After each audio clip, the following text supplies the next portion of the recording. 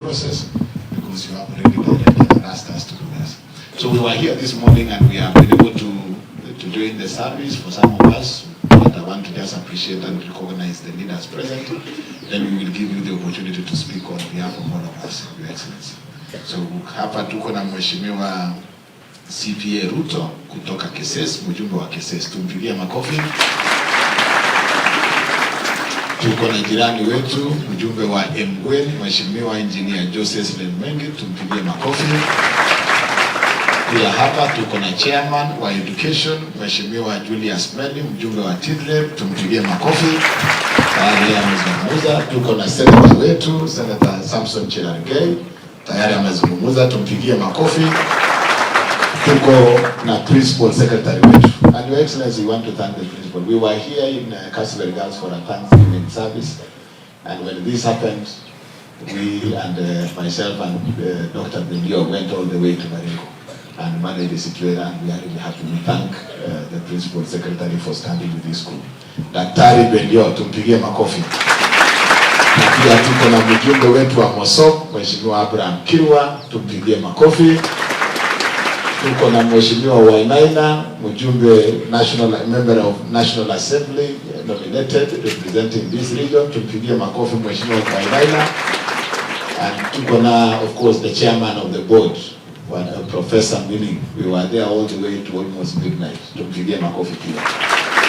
So Your Excellency, on behalf of the leadership of Nandi, we thank you for finding time, and we also thank you for the love that you have for our children and also for the great county of Nandi. I now want to take this opportunity, Your Excellency, just to invite you. And of course, just in passing, Your Excellency, when the last time the president, the former president came here, that he would give them a bus. You remember that promise? Yes. And subsequently, we have been waiting for the bus.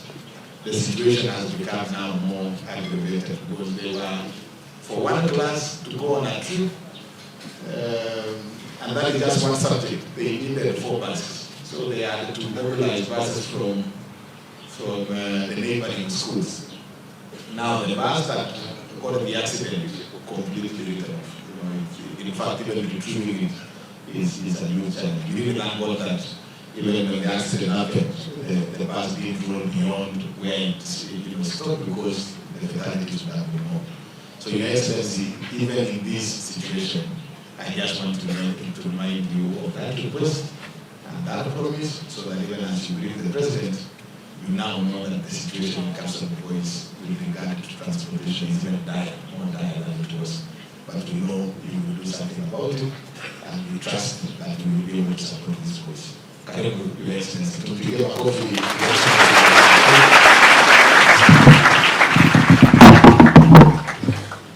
Thank you very much, Governor, the Deputy Principal, members of the teaching staff, members of the Board of Management, the leaders present here, boys of Kapsabet boys and the school fraternity. Good morning. God is good, and all the time. I've come here this morning on behalf of President William Ruto, an alumni of this great prestigious institution of his own kind, to bring his condolences and that of the government of the Republic of Kenya. And I too and my family, I want to come and say pole to the school fraternity for the loss of your teacher and one student. And again, for those who have suffered injuries, I am very encouraged that those at the Eldoret Hospital are making good progress. And we have been assured that they are out of danger, and we are sure that they will be back to school. The ones who are in Baringo have also been attended, and we are very optimistic that later in the day they should be able to join you. So we have come here as a government on behalf of the President to say pole. That is a very big blow to this institution. Losing a life of a teacher, student is a very heavy thing, especially for a family like this one, because you are one great family. And I want to bring the sympathies of the President and all of us and to say that we are praying for you, for God to give you strength, to give you fortitude, to come to terms with the sad reality of losing a teacher who has been dear to you, of losing a student who is one of you. And we trust that our prayers will be heard by God to give you that strength. So we just came to register our comradeship and togetherness with you at this very, very difficult time. And we know that God will take care of you, and you will be able to hold. And even as we prepare to bury the teacher and the student, we shall give the support that is required. We continue to hold you in prayer so that you can be able to go through that very difficult stage.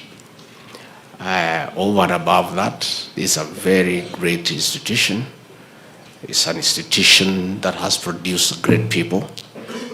President William Ruto is an alumni of this institution, and that is a clear testimony of the kind of boys that have gone through this institution and that have been mentored in this institution. I therefore want to encourage you to work hard, to stay focused, and to tell you that the future is bright. As long as you are focused, all of you, through this great institution that has produced many great minds, including our peers here and others, that you too will have your day to be a man of substance, to come and join us in national development, to come and join us in building the nation, to take care of yourself, to take care of your families, and to take care of society. So mine is to encourage you to continue working hard, to continue being focused, and to have an ambition that one day you stand where I'm standing, in a big position. You'll be captains of industry, you'll be great professionals, you'll be lawyers, you'll be doctors, you'll be engineers. And I want to say that you are in the right place, because this institution is already tested. It has mentored many boys and they have become great people. So this is your opportunity too, to be somebody in life.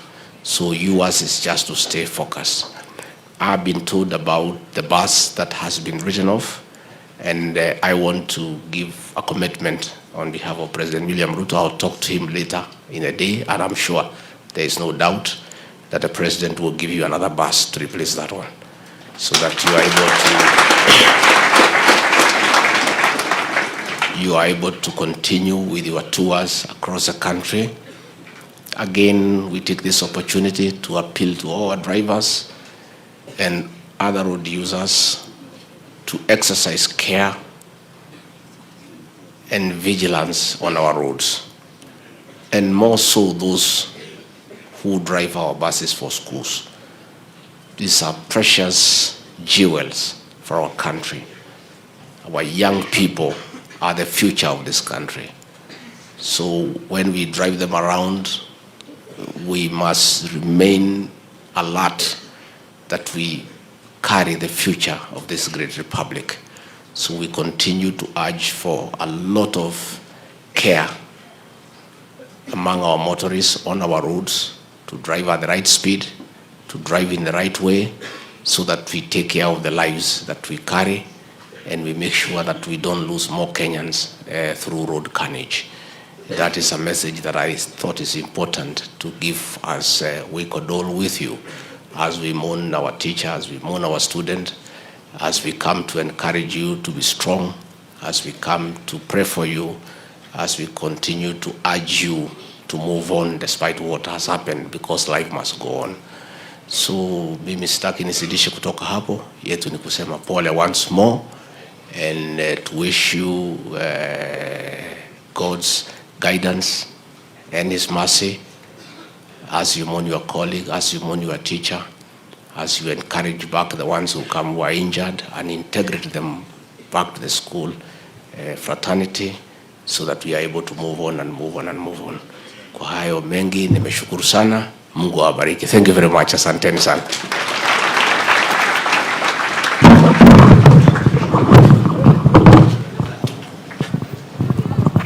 Asante sana Your Excellency, and of course as a father, sasa hii watoto si watakula mkate Your Excellency.